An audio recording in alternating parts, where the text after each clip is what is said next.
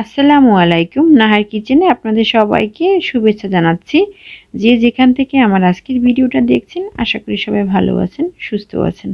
আমাদের আজকের রেসিপিতে থাকছে কাঁচা আমের টক ঝাল মিষ্টি আচার। ভিডিওটা না টেনে পুরোটাই দেখতে থাকুন। প্রিয় দর্শক, খুব ইজিভাবে আমি রেসিপিটা দেখানোর চেষ্টা করছি। দর্শক পাশে থেকে ভিডিওটা দেখতে থাকুন।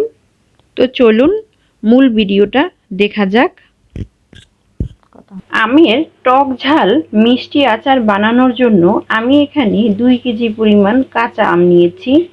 এই কাঁচা আমটা আমি ভালো করে ধুয়ে নিয়েছি। আমের আচার বানানোর ক্ষেত্রে সবসময় একটা জিনিস খেয়াল রাখবেন, যাতে করে আমের গায়ে কোনো পরিমাণ পানি না থাকে। যদি পানি থাকে তাহলে একটু শুকনো কাপড় বা টিস্যু দিয়ে মুছে নেবেন। এখন আমি আমগুলোকে কেটে নিচ্ছি। প্রিয় দর্শক, আমগুলো আমি মিডিয়াম কাট করে কেটে নিয়েছি। আপনারা চাইলে আমটা একটু লম্বালম্বিভাবেও কাটতে পারেন। আমার কাছে মনে হয় ছোলা সহকারে আমের আচার দিলে এই সাইজটাই পারফেক্ট হয়। এখন আমাদের এই আমের আচারটার জন্য একটা মশলা তৈরি করতে হবে। মশলার জন্য আমি এখানে তেজপাতা নিয়েছি 4 পিসের মতো, এলাচ নিয়েছি 6-7 টুকরো, দারচিনি নিয়েছি, গোটা গোলমরিচ নিয়েছি 7-8টার মতো, লবঙ্গ নিয়েছি 6-7টার মতো, আর পাঁচফোড়ন নিয়েছি কিছুটা শুকনো মরিচ। মরিচটা আপনারা আপনাদের রুচি অনুযায়ী দেবেন, যেরকম ঝাল খেতে চাচ্ছেন। এখন আমি মশলাগুলো একটু ভেজে নিচ্ছি।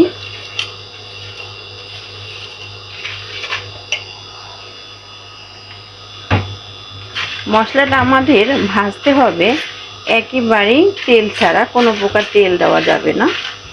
মশলাগুলো টালা হয়ে গেছে।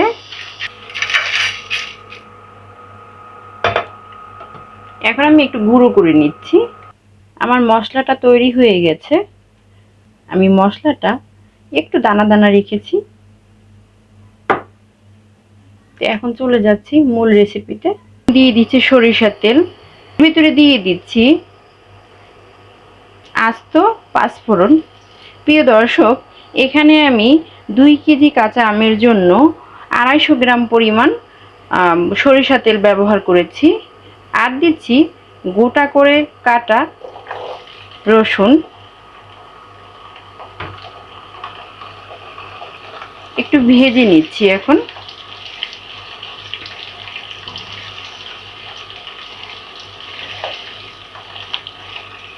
আমার রসুন আর পাঁচফোড়নটা ভাজা হয়ে গেছে।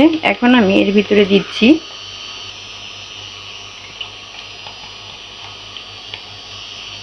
আদা বাটা 1 টেবিল চামচ, সাদা সরিষা বাটা 2 টেবিল চামচ,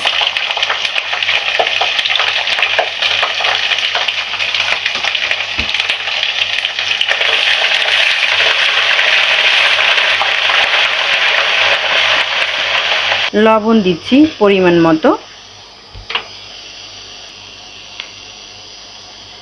ধনিয়া গুঁড়ো দিয়ে দিচ্ছি আধা চা চামচ পরিমাণ, জিরা গুঁড়ো দিয়ে দিচ্ছি আধা চা চামচ পরিমাণ, হলুদ গুঁড়ো দিচ্ছি আমি 1 চা চামচ পরিমাণ।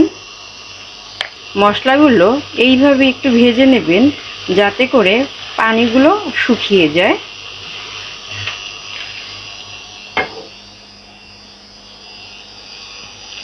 এখন আমি কাঁচা আমগুলো দিয়ে দিচ্ছি।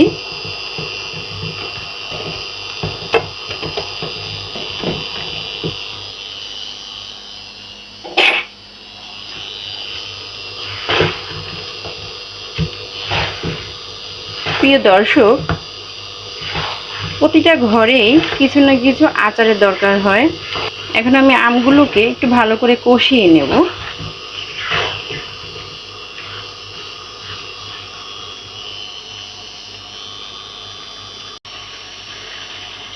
এ পর্যায়ে আমি একটু ঢাকনা দিয়ে ঢেকে দিচ্ছি।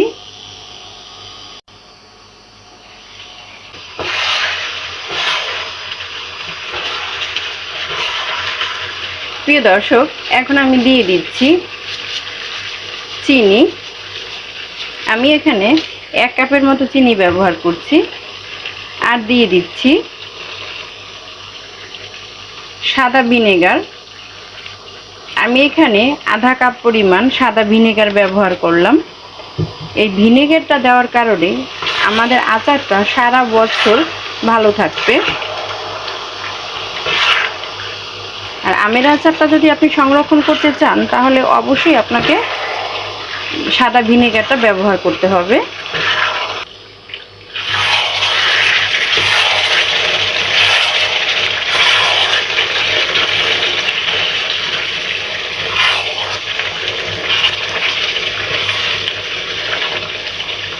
প্রিয় দর্শক, আচারটা নিচ থেকে লাড়া দেবেন, নয়তো ভেঙে যাবে।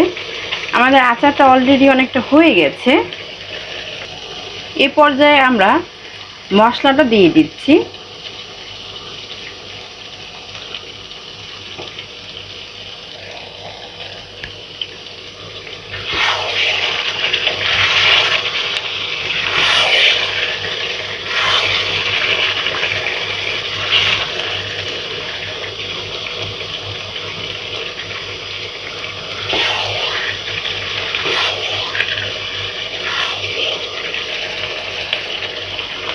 প্রিয় দর্শক, আমার আজকের রেসিপিটা যদি আপনাদের কাছে একটু ভালো লেগে থাকে তাহলে আমার চ্যানেলটা সাবস্ক্রাইব করতে ভুলবেন না। আর বেশি বেশি লাইক, কমেন্টস, শেয়ার করবেন। প্রিয় দর্শক, আমাদের আচারটা হয়ে গেছে। এখন আসেন আচার কিভাবে আমরা সংরক্ষণ করব। আচার সংরক্ষণ করার জন্য অবশ্যই কাচের পাত্রে রাখতে হবে। এইভাবে রেখে সারা বছর আপনি আচারটা খেতে পারবেন, কোনো সমস্যা হবে না। তো দর্শক, আজ এই পর্যন্তই। নেক্সট টাইম দেখা হবে নতুন কোনো রেসিপি নিয়ে। সেই পর্যন্ত সবাই ভালো থাকুন, সুস্থ থাকুন। আল্লাহ হাফেজ।